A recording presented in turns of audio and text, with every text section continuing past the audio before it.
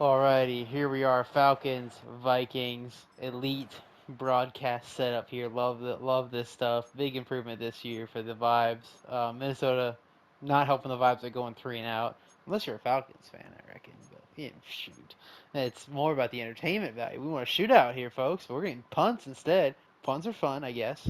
I watch a lot of punts on Saturdays, so and usually on Sundays too. Though this year we didn't see many punts in my first game. So anyway, Purdy sacked, another punt,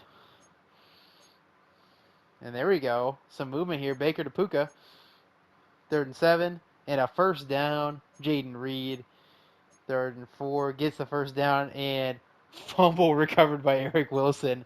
That's tough. That's tough. It's not a punt, technically speaking. But another sack, Greg Rousseau. Man, Purdy's running for his life. False start on Zion. 3rd and 18. Not able to get it. So we'll see if the Falcons offense can keep the ball going on the turf. They punt it.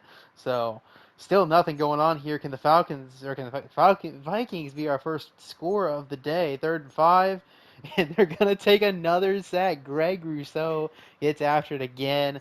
2-minute drill for the Falcons to see if we can get some points before the half. And a big play. 1st and 5 after the penalty.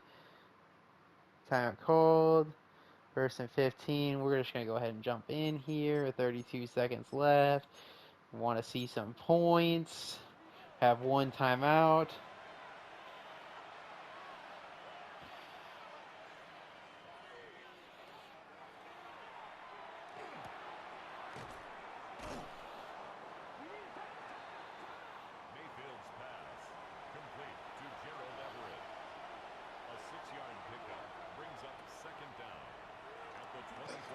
And a completion in the middle down to a first down, but going to need to get up and spike it or run a play quick. I think they're going for the spike. And I don't like how this is setting up. Maybe we'll just take the field goal with 14 seconds left.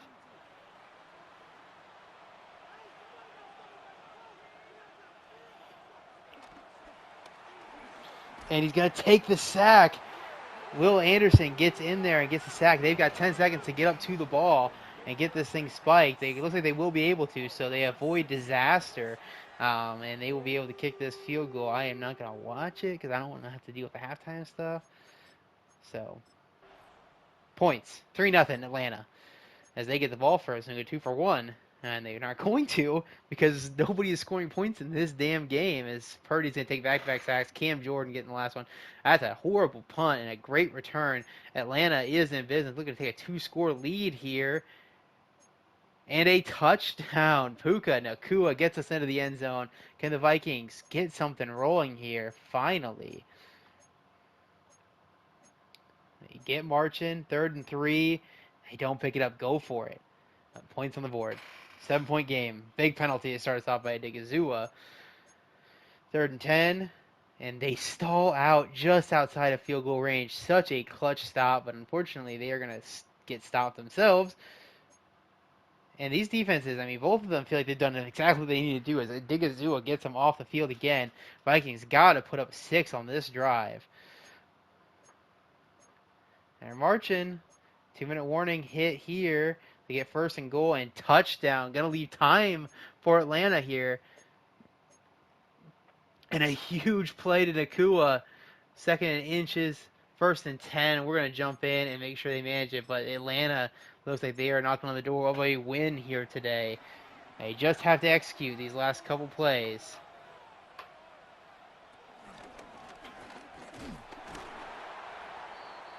And a timeout injury by Atlanta. It's not going to matter yet. They need another injury, and then Atlanta will give the Vikings some time. And a false start. So that's making the kick longer. Can't be having these mistakes. I don't think you want to throw the ball, though, because you can't take a sack. You're making this kick longer. All right, well. Oh, jeez. And Atlanta calls a timeout. I don't agree with that there. But now if Minnesota gets to stop, they can call a timeout and at least try to throw some, bombs and hope for the best. Go to the ground again. Great blocking, but not going to slide through. Minnesota not going to call a timeout. Gonna try to ice him. Or not. Okay. Game over. Minnesota kept the timeout in the back pocket. They'll have it for next week, I guess. Not that it really mattered at that point, probably, but still, Atlanta's going to get the win 13-10 in what was a brutal game to watch play out here. Um, the Vikings going to need to get some of their weapons back. Atlanta, though, they don't have the excuse of the injuries. They need to move the ball better, down to down, for sure. But Connor was the MVP for them, no question about it. Carried the rock and got them down the field when it was looking pretty rough for them, too. Um, O'Neal Kwanu getting 3 sacks allowed each. Um, just getting abused by Rousseau and Cam Jordan all day. No interceptions, a couple deflections. Forced fumbles were Eric Wilson and Aluakon. Wilson the only one to recover it.